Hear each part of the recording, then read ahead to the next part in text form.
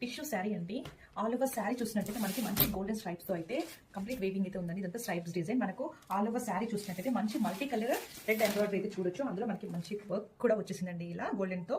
And scallop కూడా ఇచ్చేసారు. Mouth side borders లో చూసినట్టయితే స్కాలప్ ఫినిషింగ్ తో ఇలా మంచి లేస్ కూడా అటాచ్ చేసేసారండి. ఇదంతా హ్యాండ్ వర్క్ తో ఉంటుంది.